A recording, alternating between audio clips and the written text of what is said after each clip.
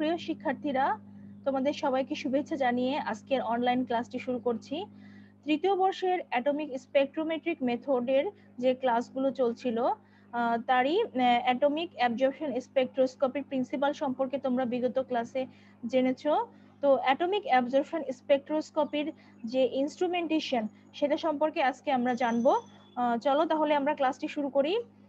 দেখো, ইনস্ট্রুমেন্টেশনের ক্ষেত্রে এই হচ্ছে এই অ্যাটমিক অ্যাবজর্পশন পারমাণবিক শোষণ বর্ণালীর যন্ত্র।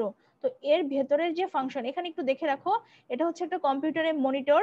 এই মনিটরের মাধ্যমে পিক আসবে, আর এর ভেতরে যে অংশটুকু সেটারই ফাংশনগুলো বা ডিটেল এই যে উপরে দেওয়া আছে।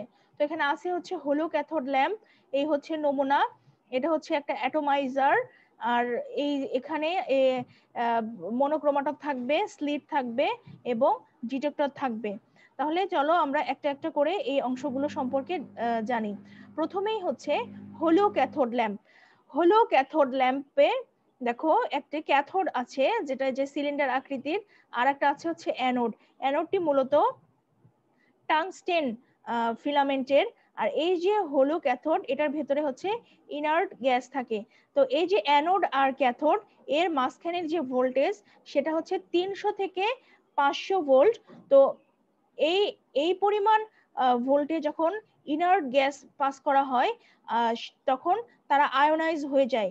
এবং এই আমরা যে নমুনাটা আসলে শনাক্ত করব সেটা তো মূলত আমাদের তরল আকারে থাকবে, কিন্তু যে নমুনাটা আগেই বলা হয়েছে যে অ্যাটমিক অ্যাবজর্পশন স্পেকট্রোস্কোপিতে মূলত একটি নির্দিষ্ট তরঙ্গ দৈর্ঘ্যের কম্পাঙ্ক একটি নির্দিষ্ট পরমাণু কর্তৃক শোষিত হয়। তাই আমরা এই যেটির শনাক্ত করব সেই পরমাণুটা এখানে দিব, এবং সেই পরমাণুটি ওই তোমার যখন এই যে এই পরিমাণ এনার্জি পাবে সেটাও আসলে কি হয়ে যাবে, আয়োনাইজ হয়ে যাবে, এবং তারা যখন নিম্ন শক্তি স্তর থেকে উচ্চ শক্তি স্তরে যাবে তখন তখন তারা যে বিকিরণটা ছাড়বে সেই উচ্চ থেকে যখন নিম্নে আসবে তখন যে বিকিরণ হবে সেই রেডিয়েশন বা বিকিরিত রশ্মিটাই মূলত আমরা ওই যে নমুনা সেই নমুনা শনাক্তকরণে ব্যবহার করব। তো এই এই কোয়ার্টজ অর গ্লাস উইন্ডো এদিক থেকে আসলে মূলত বিকিরণটা যাবে, আর এটা পুরোটা একটা ইনসুলেটিং ডিস্কের মধ্যে থাকবে এই অংশটুকু। দেখো, হলো ক্যাথোড ল্যাম্পস আর most commonly used radiation containing tungsten anode বললাম যেটা, এন্ড হলো সিলিন্ড্রিক্যাল ক্যাথোড, এই যে cathode made of element to be determined. এখান থেকে মূলত বিকিরণ তৈরি হয়, যে বিকিরণটা আমাদের নমুনা কর্তৃক শোষিত হবে। These are sealed with gas tube filled with an inert gas, এখানে inert gas দ্বারা সিল্ড থাকে। When a current flows, ওই যে বললাম 300 থেকে 500 volt, between the anode and cathode in this lamp, metal atoms, ওই যে যে নমুনা আমরা শনাক্ত করব সেই মেটাল অ্যাটমই আমরা এখানে এই যে এই হলো ক্যাথোডের উপরে থাকবে। আর sputtered from the cathode cup, এই যে ক্যাথোড কাপ থেকে স্পাটার্ড করবে এবং কলাইড করবে। কলিশন যখন হবে ওই গ্যাসের সাথে, মানে ইনার্ট গ্যাসের সাথে, এর নাম্বার অফ মেটাল অ্যাটমস, তখন অনেক অ্যাটম এক্সাইটেড হয়ে কি করবে দেখো, and give up their characteristics radiation। তাহলে যে নমুনা করব সেই নমুনার পরমাণুটা কিন্তু ওই রেডিয়েশনটা তারা দিবে।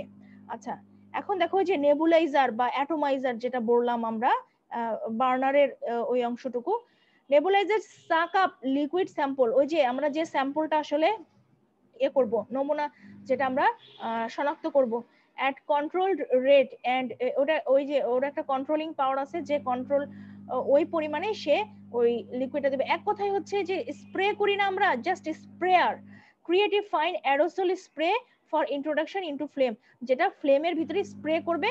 দেখো, যখন স্প্রে হবে তখন ফুয়েলে কি থাকে, ফুয়েল কিন্তু ফ্লেম আকারে বার্ন হচ্ছে। অক্সিডেন্ট আর thoroughly mixed for introduction into flame, ওই তো ফ্লেম হলো ফুয়েলের মাধ্যমে। Atomization is carried out by separation of particles into individual molecules, তখন ওরা কি হবে, ইন্ডিভিজুয়াল মলিকুলারে কিন্তু সেটা অ্যাটম আকারে ভাগ হয়ে যাবে। ব্রেকিং মলিকুলস ইনটু অ্যাটম, ওই যে স্প্রের মধ্যে স্প্রে আকারে গেল, ফ্লেমে পড়লো এবং সেটা অ্যাটম আকারে বিশ্লিষ্ট হয়ে গেল। This is done by exposing analyte to high temperature, উচ্চ তাপমাত্রায় যখন এই গ্রাফাইট ফার্নেসে ওই স্প্রেটা করা হলো তখনই সেটা অ্যাটমে পরিণত হলো। In graphite furnace samples are deposited in a small graphite coated tube, এটা ওটার ভেতরের অংশ বলা হয়েছে, গ্রাফাইট কোটেড টিউবে থাকবে, can then be heated to vaporize and atomize the analyze। তাহলে এই অংশটুকুর কাজ মূলত অ্যাটমে পরিণত করা, ওই লিকুইড নমুনা থেকে আমার মলিকুল থেকে অ্যাটমে পরিণত করা। গ্রাফাইট টিউবস আর heated using a high current power supply. আচ্ছা দেখো, তারপরে আমাদের যে অ্যাটম, ওই যে হলো ক্যাথোড টিউব থেকে রেডিয়েশন আসলো, সেই রেডিয়েশনটা শোষণ করলো, এবং হলো ক্যাথোডের রেডিয়েশনের মাত্রা কিন্তু আমরা জানি, এবং সেখান থেকে কিন্তু রেডিয়েশনটা শোষণ করার ফলে কমে গেল, রেডিয়েশনের তীব্রতাটা, ইন্টেন্সিটিটা কমে গেল। তারপরে সেই যে রেডিয়েশনটা আবার এখান থেকে বের হবে, তারা মনোক্রোমাটরের মধ্য দিয়ে যাবে। মনোক্রোমাটর তাহলে কি করছে, they are used to select specific, monochromator ওই যে স্পেসিফিক ওয়েভলেন্থ তৈরি হলো, সেই স্পেসিফিক ওয়েভলেন্থকে absorbed by the sample and to exclude other wavelength, এবং অন্য ওয়েভলেন্থ ছাড়া শুধুমাত্র যে ওয়েভলেন্থটা পরমাণু শোষণ করলো সেই ওয়েভলেন্থটাকে কিন্তু সে পাস করবে অন্য অংশে। Selection of specific light allows determination of selected element in the presence of others। আচ্ছা, এরপরে যে মনোক্রোমাটর থেকে আমাদের স্পেসিফিক যে ওয়েভলেন্থটা শোষিত হলো, মাত্রা কমে গেল, সেটা চলে যাবে স্লিটের মাধ্যমে ডিটেক্টরে। The detector কি করছে, the light selected by monochromator is directed into a detector that is typically, এটাকে ফটো মাল্টিপ্লায়ার টিউব বলা হয়েছে। কেন মাল্টিপ্লায়ার টিউব বলা হয়েছে, কারণ এটা ওই যে রেডিয়েশনটা আসলো সেটাকে কয়েকটা ভাগে ধাপে ধাপে ভাগ করে এটা হচ্ছে তোমার এই রেডিয়েশনটাকে একটা সিগন্যালে পরিণত করবে। এই যে দেখো, converted the light signal into electrical signal proportional to the light intensity. The signal, যে সিগন্যালটা পরিণত করলো সেটা আবার অ্যাম্প্লিফাই করবে, এবং ওই এটা ডিসপ্লে হবে ওই যে আমরা যে মনিটরটা দেখলাম সেই মনিটরে। দেখো খুব মনোযোগ দিয়ে দেখো, এতক্ষণ বর্ণনা করা হয়েছে এই যে হলো ক্যাথোড ল্যাম্প, হলো ক্যাথোড ল্যাম্প থেকে আমার রেডিয়েশন আসবে, এবং দেখো এই যে এখানে আমার নমুনা আছে, যে নমুনাটা এখানে নেবুলাইজার আছে, এটা স্প্রে করা হলো, এটা হয়ে গেল অ্যাটমে পরিণত হলো, আর যারা হলো না তারা আবার ব্যাক করবে, যাই হোক। এবং এই যে এই রেডিয়েশনটা আমাদের অ্যাটম কর্তৃক শোষিত হবে, এবং সেটা স্লিটের মাধ্যমে মনোক্রোমাটর দিয়ে ডিটেক্টরে যাবে, এখানে অ্যাম্প্লিফাই হয়ে এই যে আমার মনিটর, সেই মনিটরে আমার যে পিক, সেই পিকটা দেখাবে। দেখো এই যে পিক হচ্ছে এই ধরনের, এক একটা এলিমেন্টের ক্ষেত্রে এক এক ধরনের পিক দেখায়, এবং এই পিককে স্ট্যান্ডার্ড পিকের সাথে তুলনা করে আসলে বলা হয় যে আমার নমুনায় কি আছে, কোন ধাতুটা আছে। দেখো,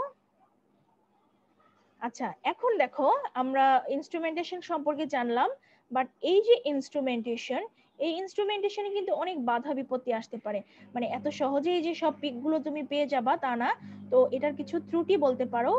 সেটা কি ধরনের হতে পারে, এটা রেডিয়েশন মানে যে বিকিরণটা তুমি তৈরি করলে সেটা ঠিক মতো তৈরি হলো না, এরকম হতে পারে, রাসায়নিক হতে পারে, ম্যাট্রিক্স হতে পারে, এবং আয়োনাইজেশন যে হলো সেই আয়োনাইজেশন দ্বারাও এই ইন্টারফারেন্স আসতে পারে। তো স্পেকট্রাল বা বিকিরণ ঘটিত যে ইন্টারফারেন্স, সেটা আসলে কেন হচ্ছে, spectral interference are caused by the presence of another atomic absorption line or a molecular absorbance band, মানে অন্য কোনো পরমাণুর অ্যাটম অবশ্যই উপস্থিত থাকবে, এবং তারা যদি ওই পিক বা ব্যান্ড দেয়, তার কারণে এই বিকিরণ ঘটিত ইন্টারফারেন্স হয়ে থাকে। কেমিক্যাল ইন্টারফারেন্স কি, ওই একই কথা, যে তুমি যে নমুনা ইউজ করলা সেখানে অন্য কোনো কেমিক্যাল এসে এই এই ধরনের ইন্টারফারেন্স তৈরি করতে পারে। এরপরে আছে matrix interference, when a sample is more viscous, তোমার স্যাম্পলটা যে ঘনমাত্রায় তৈরি করার কথা তার থেকে অনেক বেশি ঘন হয়ে গেল, এবং তার সারফেস টেনশন এর কারণে এটা স্ট্যান্ডার্ড রেজাল্ট থেকে ডেভিয়েট করতে পারে বা বিচ্যুতি ঘটাতে পারে। এরপর হচ্ছে ionisation interference, excess energy of the flame can lead to excitation of ground state atoms to ionic state by loss of electrons, thereby resulting in depletion of ground state form। এই যে আমরা বলছি গ্রাউন্ড স্টেটে থাকবে, কিছু excitation স্টেটে থাকবে, আসলে গ্রাউন্ড স্টেটে না থাকলে তো সে ওই যে ইন্টেন্সিটি রেডিয়েশনের সেটা কিন্তু শোষণ করতে পারবে না। আর এই কারণে কিন্তু এই আমাদের যে ব্যান্ড বা পিক গুলো পাবো সেগুলো কিন্তু ঠিকমতো নাও পাওয়া যেতে পারে। তো এই হচ্ছে 4 ধরনের ইন্টারফারেন্স অ্যাটমিক অ্যাবজর্পশন স্পেকট্রোস্কোপির ক্ষেত্রে। আচ্ছা, আমরা এখন দেখে নেই অ্যাটমিক অ্যাবজর্পশন স্পেকট্রোস্কোপির সীমাবদ্ধতা বা লিমিটেশনস গুলো কি কি। এটা খুবই ব্যয়বহুল, এর সূক্ষ্মতা যেটা প্রিসিশন কম, এটা এই যন্ত্র যে আমরা দেখলাম ইনস্ট্রুমেন্টেশন সেটা পরিচালনায় অনেক দক্ষতা প্রয়োজন, উচ্চ দক্ষতা সম্পন্ন মানে মানুষ প্রয়োজন। আচ্ছা, এরপরে হচ্ছে নমুনাকে অবশ্যই কি আকারে হতে হবে, দ্রবণ আকারে থাকতে হবে, তরল আকারে থাকতে হবে, অথবা উদ্বায়ী হতে হবে। সব নমুনা কিন্তু তরল আকারে নাও পাওয়া যেতে পারে। আচ্ছা, এবার দেখো প্রতিটি উপাদান আমরা কিন্তু বলেছি এক একটা উপাদান কিন্তু এক এক ধরনের তরঙ্গদৈর্ঘ্য শোষণ করে।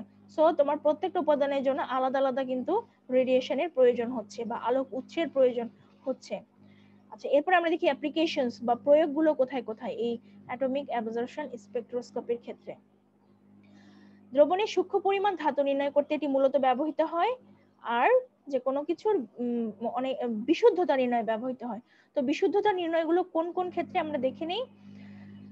এই যে আমাদের জীবের যে বডি ফ্লুইড আছে সেই বডি ফ্লুইডে ভারী ধাতুর উপস্থিতি নির্ণয়ের ক্ষেত্রে ব্যবহৃত হয়, ধাতু দ্বারা পানির দূষণ নির্ণয়ে ব্যবহৃত হয়, খাদ্য সামগ্রীর বিশুদ্ধতায় ব্যবহৃত হয়, সফট ড্রিঙ্কস এর ক্ষেত্রে বিয়ারের বিশুদ্ধতার ক্ষেত্রে ব্যবহৃত হয়, খনিজ পদার্থের ভূরাসায়নিক বিশ্লেষণে ব্যবহৃত হয়, আবার মাটি, পেট্রোলিয়াম, প্লাস্টিক প্রভৃতির বিশুদ্ধতার ক্ষেত্রেও এই অ্যাটমিক অ্যাবজর্পশন স্পেকট্রোস্কোপি ব্যবহৃত হয়।